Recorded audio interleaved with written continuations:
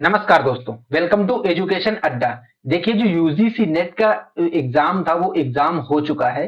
अभी जिन बच्चों को इसमें ऑब्जेक्शन रेज करना है वो लोग पोर्टल पे जाके अपना ऑब्जेक्शन रेज कर सकते हैं, जिसको लग रहा है कि ये क्वेश्चन गलत है, इसका आंसर ये होना चाहिए। जिन बच्चों को ऑब्जेक्शन नहीं रेज करना है, जो अपने एग्जाम को लेके कॉन्फिडेंट है, वो मेरे पोर्टल पे रुको और मैं आपको ये बताने वाला हूँ कि किस तरीके से इस बार पीएचडी का एडमिशन रहने वाला है। देखिए, मैं आपको ये एक नोटिस दिखाता हूँ। ये नोटिस है बनारस हिंदू यूनिवर्सिटी बीएचयू का, जो कि बीएचयू ने क्लियर बोला कि इस बार जो पीएचडी के एडमिशंस होंगे वो टोटली बेस्ड होंगे यूजीसी नेट या सीएसआईआर नेट के एग्जामिनेशन के बेस पे होंगे। कोई सेपरेट जो इसके लिए ये लोग एंट्रेंस एग्जाम लेते थे, वो इस तरीके का इस बार कुछ नहीं होने वाला है। आपको इसके लिए अपीयर होना ही होना पड़ेगा। तो ये बात रही बीएचयू की। अब ऐसा नहीं कि सिर्फ बीएचयू ने ऐसा बोला हो, बीएचयू के साथ साथ मैं आपको डीयू का नोटिफिकेशन भी दिखा देता हूं कि डीयू ने इसमें क्या बोला था। ये रहा डीयू का नोटिफिकेशन।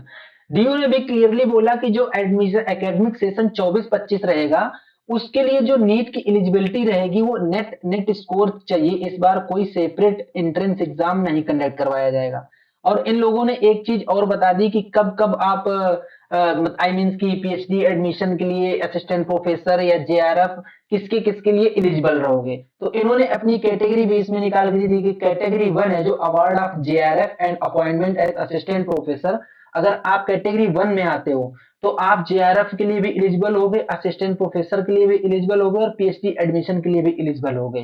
कैटेगरी 2 वाले जो बच्चे हैं वो जेआरएफ के लिए एलिजिबल नहीं होंगे, असिस्टेंट प्रोफेसर के लिए एलिजिबल होंगे और पीएचडी एडमिशन के लिए एलिजिबल होंगे। Category 3 admission to PhD only, मतलब कैटेगरी 3 जो रहेगा वो ना तो जेआरएफ के लिए एलिजिबल है ना ही असिस्टेंट प्रोफेसर के लिए एलिजिबल है। वो बच्चे सिर्फ और सिर्फ पीएचडी एडमिशन के लिए एलिजिबल हैं। ये चीजें बिल्कुल क्लियरली बोल दी गई हैं। और अभी मैंने जो आपको बताया ये सेम चीज डीयू ने भी क्लेरिफाई करी कि इस बार कोई सेपरेट एग्जाम नहीं होने वाला है। आपको यूजीसी नेट का ही एग्जाम देना होगा। उसके बाद जो आप स्कोर करोगे उसके बेस पे ही आपको एडमिशन मिलेगा। और ये जो यूजीसी नेट की एलिजिबिलिटी रहेगी, जैसे आपने यूजीसी नेट है वो दे दिया आपने 2024 में, तो इसकी जो वैलिडिटी रहेगी वो ओनली 1 साल के लिए वैलिडिटी रहेगी। इससे ज्यादा के लिए ये वैलिड नहीं होगा। तो आप लोग अगर ये सोचो कि 2 साल के लिए वैलिड हो जाए तो और आपको एडमिशन नहीं मिल पाया तो आपको फिर से यूजीसी नेट का एग्जाम क्वालिफाई करना पड़ेगा। ये चीज है। अब ये रही आपको बीएचयू का मैंने बता दिया, डीयू का बता दिया। इसी तरीके से जितनी भी यूनिवर्सिटीज हैं, जो टॉप यूनिवर्सिटीज हैं, उनमें पीएचडी के एलिजिबिलिटी ये है।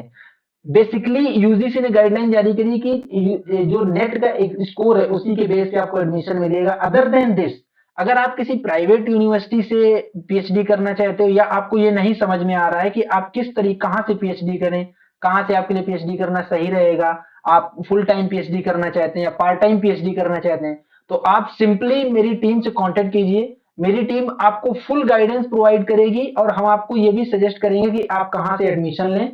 इन केस आप अगर एडमिशन नहीं ले पा रहे हैं, आप नहीं इस तरीके का कुछ मैनेज कर पा रहे हैं, तो वी आर हियर। हम आपके लिए फुल सब कुछ अरेंज करके देंगे। हम आपको कॉलेज तक पहुंचाने की जिम्मेदारी लेते हैं। तो ये था आज का वीडियो। अगर आपको वीडियो पसंद आई है तो आप वीडियो को लाइक कीजिए, चैनल को सब्सक्राइब कीजिए, बेल आइकन दबा लीजिए, जिससे कि आपको इस तरीके के अपडेट्स मिलते रहें। इस वीडियो को यहीं पे खत्म करते हैं।